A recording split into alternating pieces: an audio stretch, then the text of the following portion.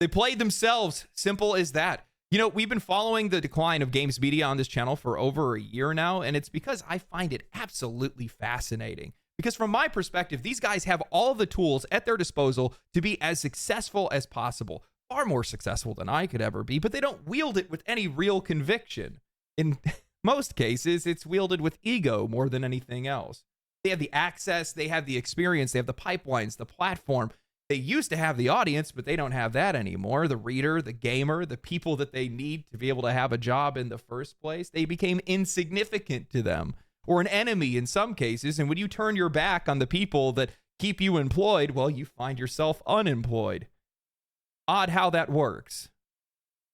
Polygon is the latest to fall, and I think they're emblematic because in a lot of cases, they represent the meme of the journalists that hate the gamers. Well, not all of them. Just the ones that they disagree with, which just so happens to be the vast majority of them, which doesn't work out very well for them. But, you know, talented writers know how to cross that bridge. They know that you can still communicate and find ways to communicate with an audience that you disagree with. But Polygon is the best example of what happens when you turn your back on them entirely or you take up arms against them. So today what I want to do is I want to talk about the fall of Polygon. I want to talk about the continued death throes of legacy media. But I still think written media has value. A diversity of opinions and platforms is necessary, but that would require for games media to be relatable and to start delivering value. And I don't see that happening.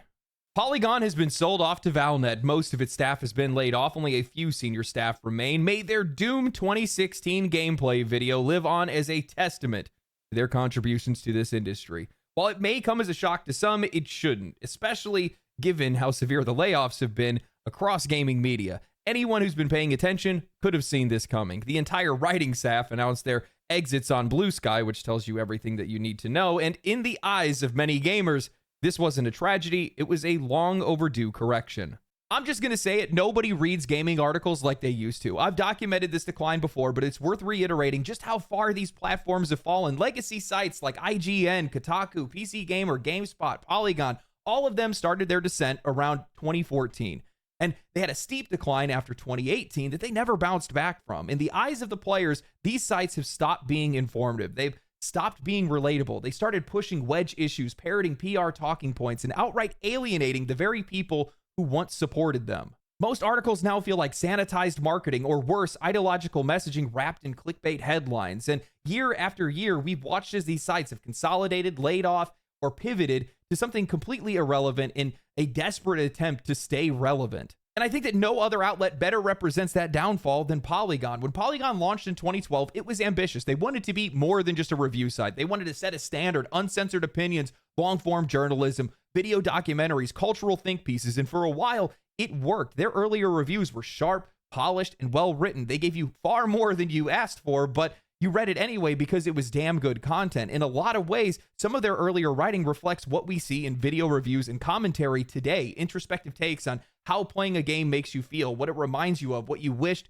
other studios could learn from. And they had a solid pulse on what concerned players the most, but then there was a cultural shift, and Polygon just didn't shift with it. Instead, they veered off a cliff. The turning point came with Gamergate 2014, a controversial flashpoint in the industry that changed the tone of games media pretty much across the board. While some outlets were a little bit more cautious, Polygon went all in, leaning into this activist-adjacent, socially progressive lens that they began to frame every game through identity politics. Suddenly, the reviews weren't about what a game did well, they were about what it failed to represent. And I think their review of Bayonetta 2 is probably the best example of this, a mechanically brilliant action game, well-loved and reviewed across the board. And they knocked it down to a 7.5 out of 10 because the reviewer didn't like how sexy the main character was. Not because of the gameplay, not because of the performance, because of problematic sexualization. This is the kind of scoring that doesn't just confuse people, it infuriates them. Polygon wasn't just judging the game, they were judging the player. While not saying it overtly, they were saying that this is the kind of content that shouldn't exist and you shouldn't be okay with liking it.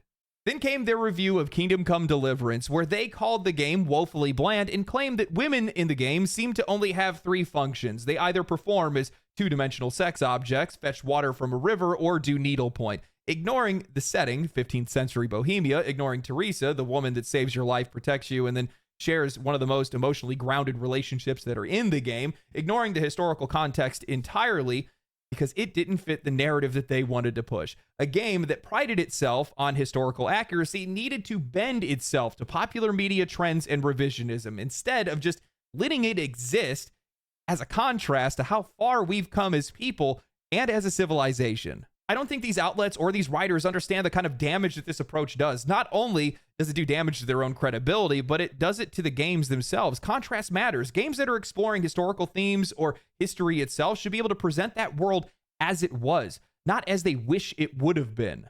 But rather than allow creative talent to stand on its own, the media often demands ideological conformity, filtering everything through modern social commentary. And when the game doesn't comply, they wield their platforms like weapons, shaming these developers, poisoning discourse, and trying to turn the audiences against them.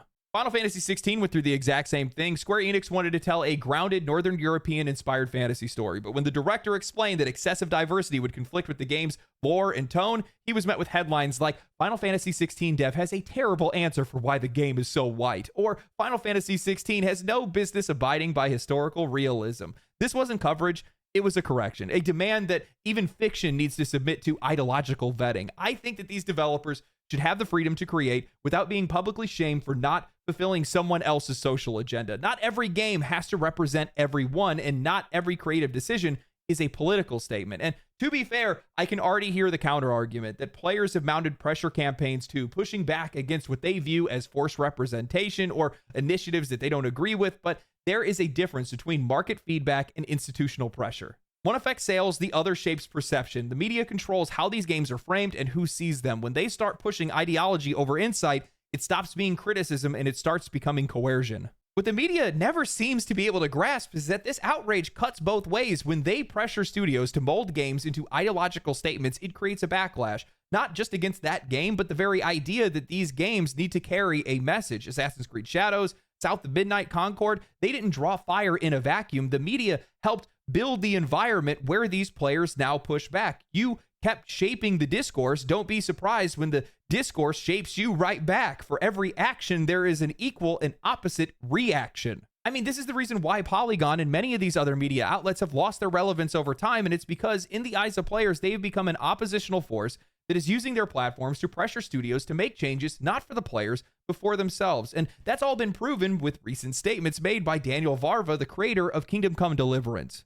In a recent Czech interview, Kingdom Come creator Daniel Varva opened up about the impact Polygon and others had on him after the first game. He said that it felt like there was a sword of Damocles hanging over his head, and he admitted he was very afraid that journalists would pull what they did with the first game on him again, complaining that the sequel wasn't very diverse and blah, blah, blah, to quote him directly. He talks about how he was afraid that they would scour his Facebook, auto-translate his political rants, and write up that he's now a Trumpist right-winger and against this and that. He talks about how that felt like a threat to him and how he was prepared to get fired over it.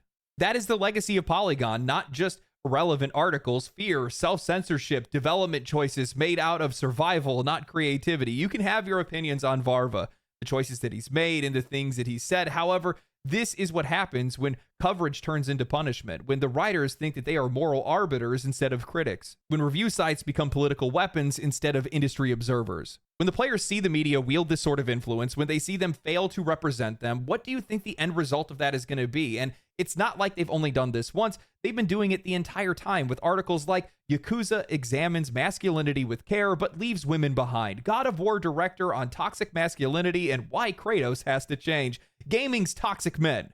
Explained.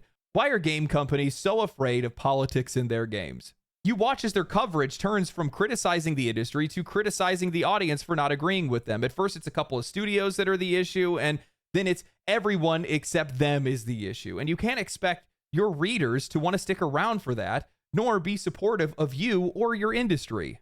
I mean, at a certain point, you have to wonder who they're even writing for, because clearly it isn't for the player, because the average gamer is not looking to be scolded, psychoanalyzed, or accused of moral failure every time they load up a title that doesn't match with the editor's worldview. But that's what much of their writing has become, a performance of superiority that's aimed at the very people that they need to stay in business. Instead of cultivating a community, they treated them like they were an obstacle. Instead of insight, they're offering disdain. You cannot insult your readers, ignore their values, and then act surprised when they stop showing up. I mean, look at one of the articles that they wrote this year. These video games kill fascists, cathartic video games to get your anger out in a healthy way. Listen, I'm all about staying abreast on current events, but watching the fascist white cis hetero patriarchy put boots on the necks of anyone they want gets old fast. If you feel like dismantling the systems of oppression with wanton destruction, these games provide the sweet feeling you get from bringing the ruling class down a peg. Bro, what the fuck is this? Have you ever thought about the fact that the vast majority of the gaming audience doesn't tune into this, likely aren't even paying attention to politics, and they see this extreme rhetoric and honestly veiled call for violence as weird and uncomfortable as hell? You write something like this, you publish this under the banner of a games journalism outlet, and then you wonder why you're sold off and your staff is laid off. You alienated your audience. You scared developers into silence. You turned your platform into a weapon. Then you pointed it at the very industry that once embraced you. And for what? Look, let me be clear. There are hardworking people in games media who don't buy into any of this. Talented writers that just want to talk about games, who care about storytelling, systems, and creativity. But they have been drowned out, undermined by the loudest voices in the room. The ones who treat players like problems, developers like enemies, and their own platforms like a soapbox. This is how you kill an outlet. Congratulations, mission accomplished. You have a lot of these outlets and writers that are talking at people and not with them, while also at the exact same time being completely detached from reality, which does not help their situation whatsoever. They're pressuring these games to be made. They're pressuring these changes to be made within these games that players aren't even asking for. They're making articles that the audience, that the readers aren't even looking for. Look, man, I am not here for marching orders. I am here for gaming news, and if that's not what you're going to give to me, then I have no reason to be here. That's what's happening right now. You know, I'll be honest, I had no idea the Polygon was this bad. I had no clue. I haven't really read them in a long time. I usually stick to Insider Gaming because they stick to the news and they have some pretty good writers. But I started going through their article history, and they have some talented people, really talented people. There's some good stuff that they write, but the human eye is trained to find things that don't belong, and there is a lot that doesn't belong on Polygon or on the internet at all, to be honest with you. But you find yourself asking, who is this stuff even being written for? And even more so, why would you even think it's tasteful to post some of this stuff? And I know people want to point out the writers, and they are the ones that are writing it, but you have editors. How did you have jobs? You don't have them anymore, but how did you have jobs? You should have known not to be posting this kind of stuff. You should have known that's going to drive people away. You know, I think in a lot of ways, it's just social immaturity.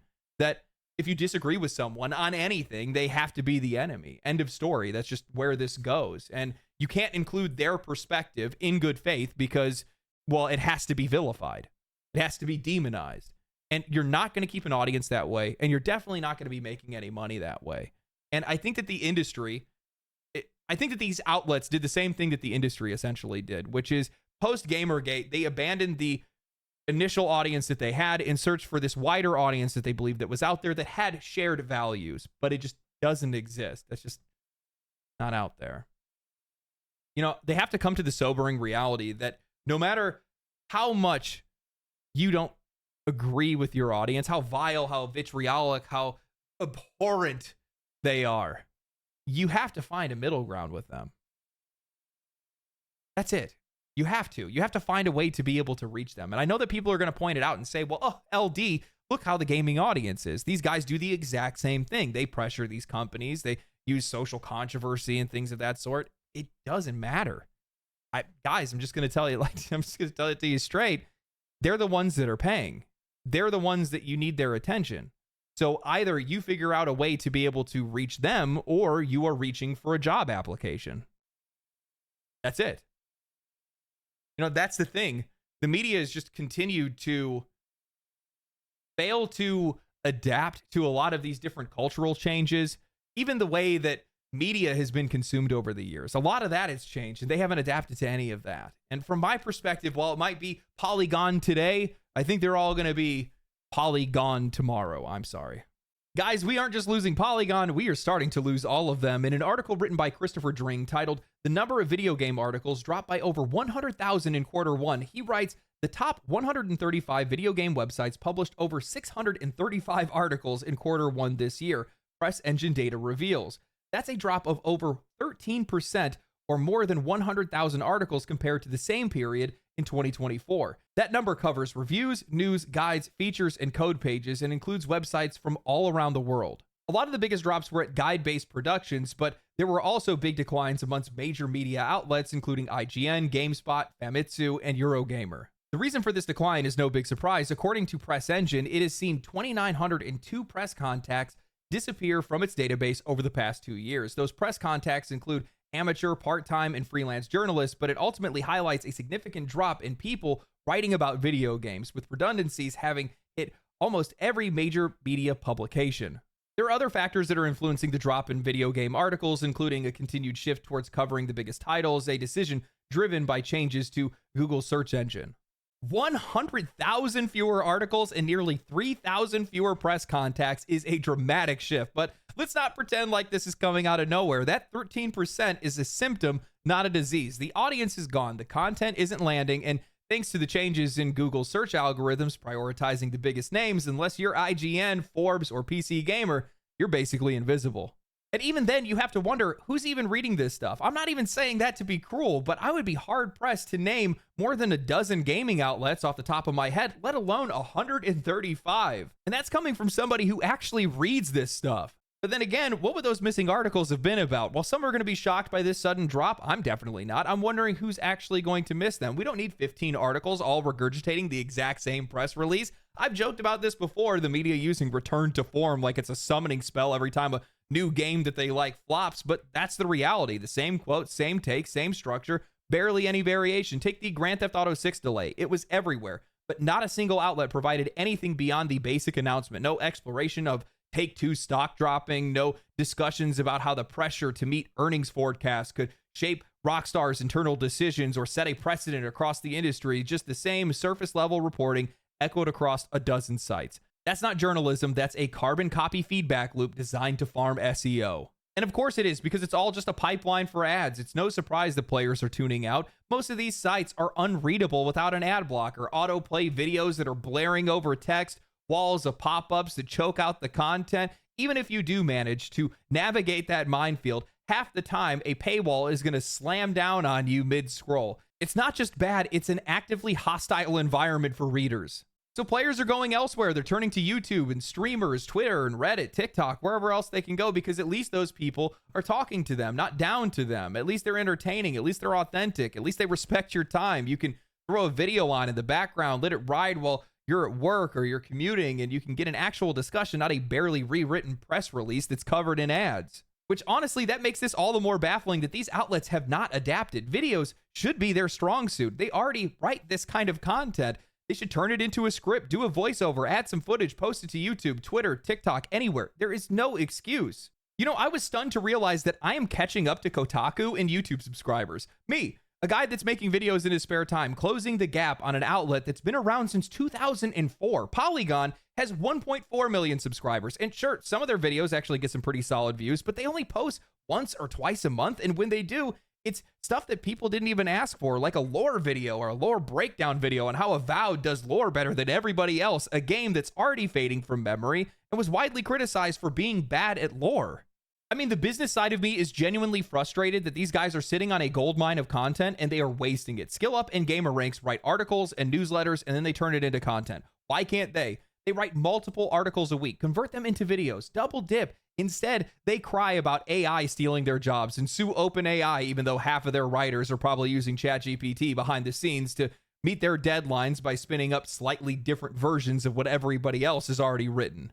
The truth is, there is no outside force that's killing them. Not AI, not YouTubers, not Google. It's their own lack of adaptability, their own lack of relatability. That's what's actually eating these guys alive. This collapse is total and it's systemic. It's not just a few bad outlets or a couple controversial takes. It's not just Polygon or Kotaku that's writing things that nobody cares about. It's an entire media apparatus out of step with the players, out of touch with developers, and completely unprepared for how media consumption has evolved. And they haven't just failed to adapt, they've doubled down on the very behaviors that is driving audiences away in the first place. Instead of reflecting, learning from the failures of their peers, they are lashing out. Instead of reporting, they are correcting. Look no further than PC Gamer's roundup of 2024's biggest gaming controversies. They boiled down the criticisms of Assassin's Creed Shadows just to outrage over Yasuke, as if concerns about historical authenticity were conjured out of nowhere, definitely not brought up by Ubisoft themselves. they ignored valid conversations, and by doing so, they poisoned the well. Then there was their response to Blackm Wukong when Game Science didn't apologize for some loose allegations that were made against them. PC Gamer wrote,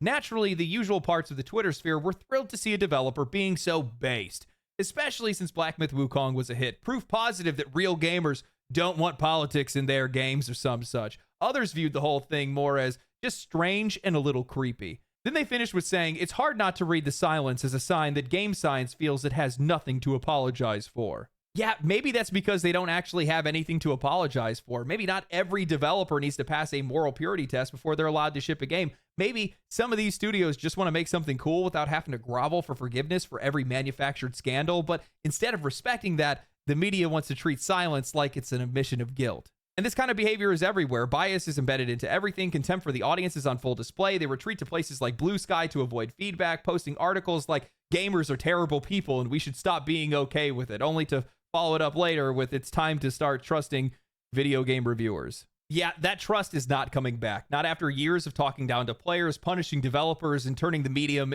built on creativity into a battleground for personal agendas. Polygon's collapse is not an isolated failure. It's a forecast. And it's a warning sign for all of these outlets still pretending like they have a voice of authority while the audience is quietly walking away. You don't get to ignore the people that you claim to speak for. You don't get to mock the community, miss the story, and still expect to be relevant. You either evolve or you fade out. And for most of them, they already have. The press didn't lose the audience, they pushed them away. And now they're watching the lights go out, one outlet at a time. Now, this may sound crazy, but games journalism isn't dead.